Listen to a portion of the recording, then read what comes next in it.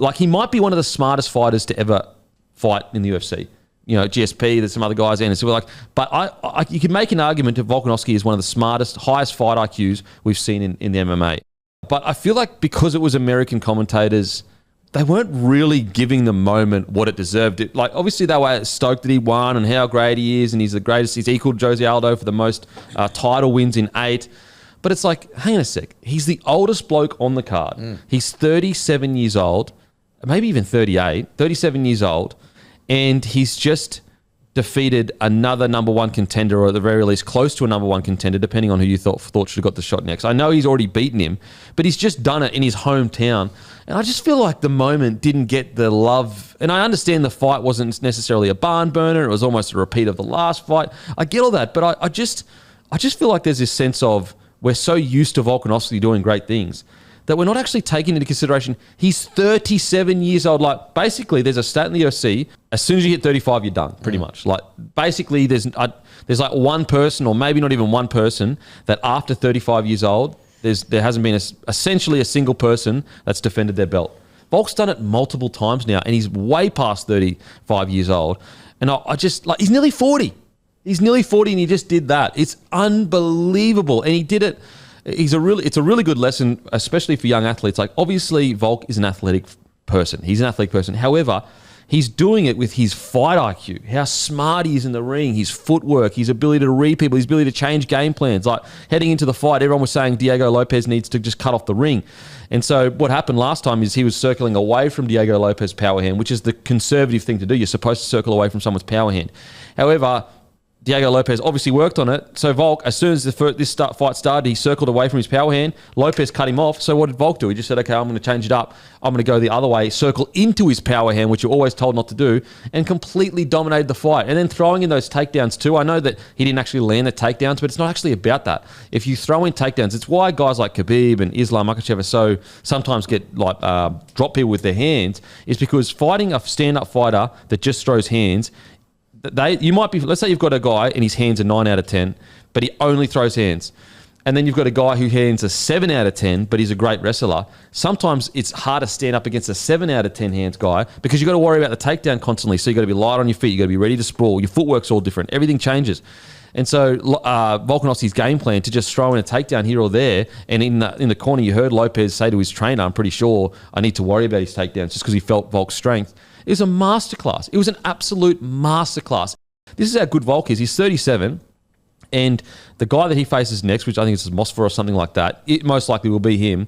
Like, I think Volk will probably still go into that fight as a favorite. Like, it's insane what he's doing right now. Absolutely insane, but he's so great. We're just sitting there going, oh, yeah, Volk, another win, how good. It's incredible. And to do, like, think about the pressure heading into that. You go there as essentially the featherweight goat in your hometown, and you know, all the negative thoughts could be running through your head, getting knocked out, everything like that. He walked out singing. And shout out to the people singing. Shout out to the people singing that whole song.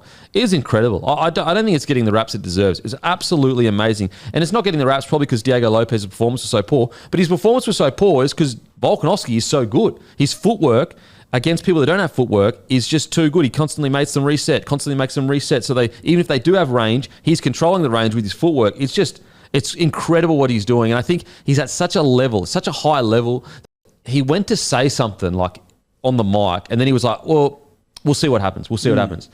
That suggests there's something else going on there, and I think it might be the White House fight. I think that, it's, regardless of what's happening in America right now, like, it's still going to be a monumental event. And so if he is going to go again, just because of that, I can understand that. Monumental, whatever happens, whatever. However, as a selfish Volk fan that wants him to go out as respected as possible, I want him to just go, hang the gloves up. Thanks for coming, guys. Yeah. I'm the GOAT. See you later. Yeah.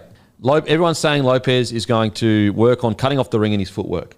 And Volkanovski pretty much said, I don't think he has good enough footwork to handle me. I don't think he is good enough with his footwork to be able to take care of me. So like before the fight had even happened, Volk had already called his footwork's not going to be good enough to cut me off. And he was absolutely right. Yeah, yeah. So most of the fight was basically on, or pretty much the whole fight was on his terms. At the end, Lopes kind of was like, all right, I need to probably finish it off. He tried some stuff at the end. And how about the shot of Volk just sitting on top of his face, teabagging? Good old-fashioned teabag. How good was that? I thought he might have let one rip and just gone for the knockout. Chemical warfare, you reckon? Yeah. But it was, such an impressive. And he kind of, in that last 15, 20 seconds, you really gave it to him. Yeah. Just for a bit of just for the crowd there. But, he's so well loved and all that sort of stuff, so he can really go out whenever he wants to. Yeah. But I wondered whether maybe the Sydney fight at home might have been. There's a bit of a fairy tale vibe to it, get the W. But listen, it is incredible. He is just, as I said, one of the smartest fighters we've ever seen, and his footwork, like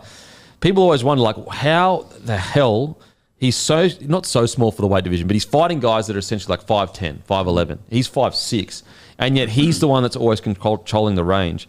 And the only way he can do that is because he's constantly making fighters reset their, if you're fighting or boxing or whatever, or standing up in combat sport, you've got a lane that you can throw punches in. And what Volk does is that he always gets out of that lane, and his lane is facing you, but you're still facing away where he was.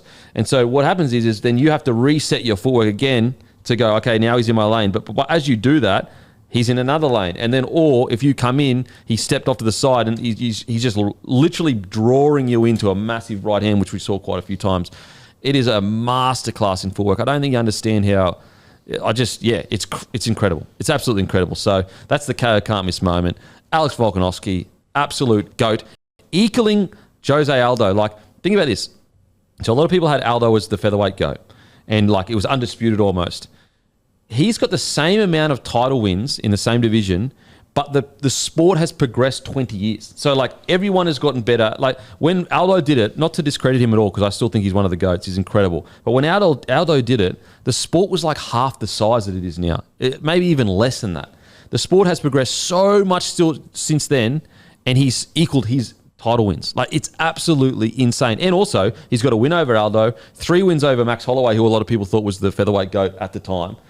It's just crazy. Absolutely crazy. Volkanovski, he is our KO can't miss moment. Absolutely mental stuff.